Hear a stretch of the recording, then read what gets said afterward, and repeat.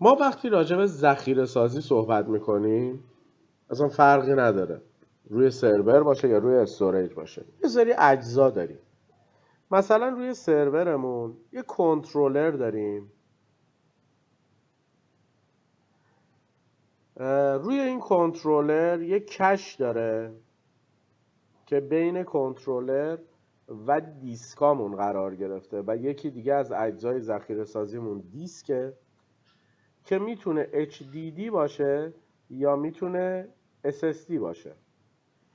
این کش ما یه باتری داره، باتری کش داریم. کنترلر ما یه میان افزار داره، یه فیرم‌ویر داره و از طریق یه منیجمنت سافت‌ویری ما میایم در واقع تنظیمات رو انجام میدیم، تنظیمات رید رو انجام میدیم و حالا کارهای دیگر رو انجام میدیم. این اجزایی هستش که روی سرور ما داریم دیگه، برای ذخیره سازی روی سرور وجود داره، هممون هم میدونیم. حالا عین همین اجزا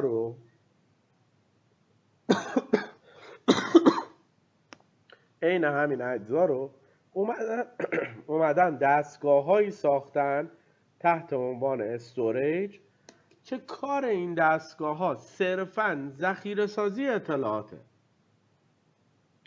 یعنی این دستگاه استوریج من دیگه مثل سرور کار پردازش اطلاعات انجام نمیده، اپلیکیشن نمیارم روش پردازش کنم، فقط ذخیره سازی اطلاعات هستش. حالا استوریج هایی که وجود داره برای 3 مدل ذخیره سازی استفاده میشه: برای دست، برای نس، برای سن. دست به معنی دایرکت اتچ استوریج، دایرکت اتچ استوریج. نس به معنی نتورک اتچ استوریج هستش.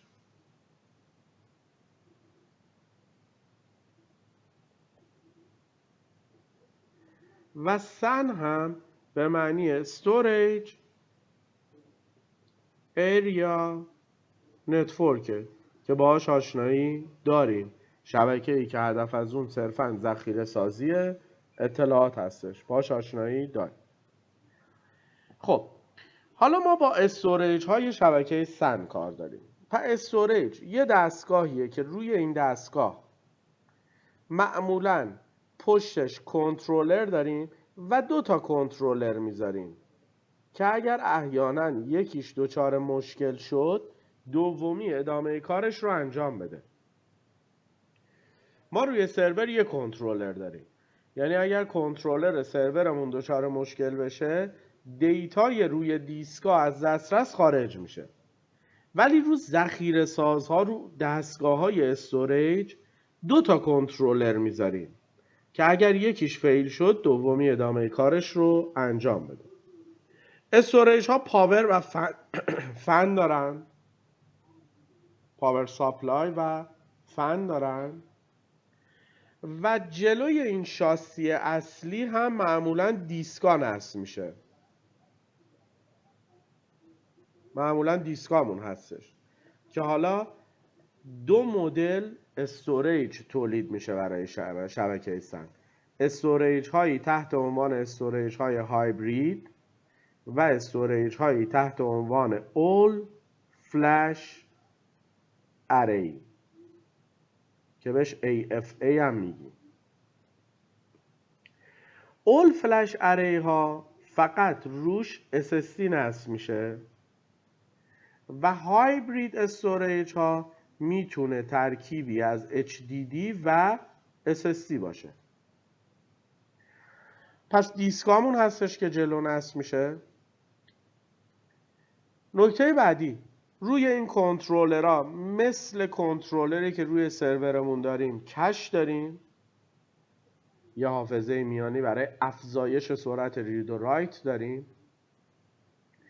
درون کنترلرها یه فیرم‌ور داره یا یه سیستم عامل داره برای اینکه اونو بتونه راه اندازی کنه و مثل سرور نیاز به یک منیجمنت سافت‌ویر داریم برای اینکه بتونیم از طریق این منیجمنت سافت‌ویر استوریجمون رو کانفیگ کنیم، پیکربندی کنیم. حالا هر کاری هست رو روی استوریجمون انجام بدیم.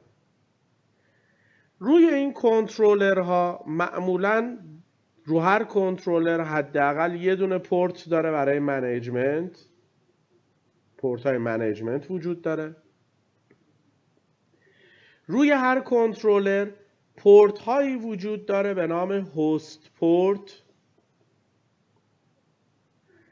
که این هاست پورت ها وصل میشه به شبکه سن برای اینکه سرورها بتونن از طریق این هاست پورت ها استوریج رو ببینن، باش کار کنن، حالا هر کاری هست انجام بدن.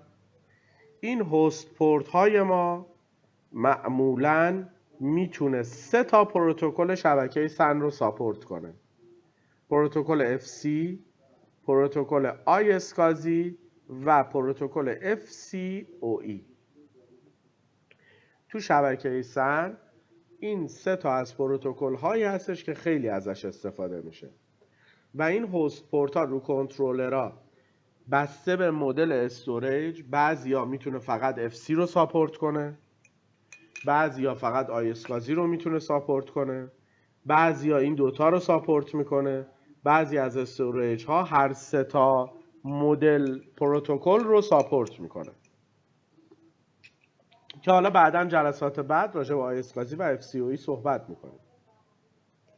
پس هاست پورت ها رو داریم برای اتصال به شبکه سن و پورت هایی داریم تحت عنوان SAS پورت یا اکسپنشن پورت هم بهش میگن. این برای اینه که اگر تعداد دیسکام کم اومد بتونم انکلوژر اضافه کنم و از طریق کابل SAS وصل کنم به انکلوژره، یعنی برای اکسپنشن استفاده میشه. در واقع زمانی که انکلوژر اضافه میکنی روی انکلوژر کنترلر داره دوتا، ولی این کنترلرها دیگه هاست پورت نداره، یعنی انکلوژرها رو مستقیم تو شبکه سن وصل نمی کنی، بلکه از طریق پورت SAS وصل میشن به شاسی اصلیمون، اون وصل میشه تو شبکه سن و روی این کنترلرها یا حالا خارج کنترلرها اینترنال یا اکسترنالش رو کاری نداریم، برای کش باتری داریم. یعنی دقیقاً همون اجزایی که روی سرور برای ذخیره سازی ما استفاده میکنیم عین همون اجزا رو روی استوریج ها داریم، با این تفاوت که این استوریج ها صرفاً کارشون ذخیره سازی اطلاعات، پردازش اطلاعات انجام نمیدن و تعداد دیسکای خیلی بالا میشه روشون گذاشت. شما رو سرور نهایتا 30 تا یا 48 تا دیسک میتونیم بذاریم یا 100 تا دیسک میتونیم بذاریم، ولی روی این استوریج ها تا 1000 تا 2000 تا 3000 تا دیسک میتونیم قرار بدیم. حالا این تجهیزات ذخیره سازی رو شرکت های مختلفی تولید میکنن. شرکت های اینترپرایز بهتره بگیم تولید میکنن، مثل IBM، مثل هیتاچی، مثل نت اپ، مثل دل EMC، مثل شرکت HPE.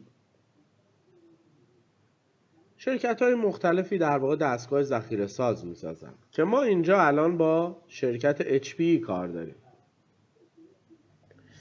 این نمودار پایین رو اگه پرفورمنس در نظر بگیرم و این نمودار رو اگه هزینه در نظر بگیرم، یکی از پایین ترین رده استوریج های HPE استوریج های MSA هستش. یه رده دیگه که یه ذره میاد بالاتر میشه دستگاه های استور ویرچوال. یه رده بالاتر میشه دستگاه های نیمبل، ذخیره سازهای نیمبل.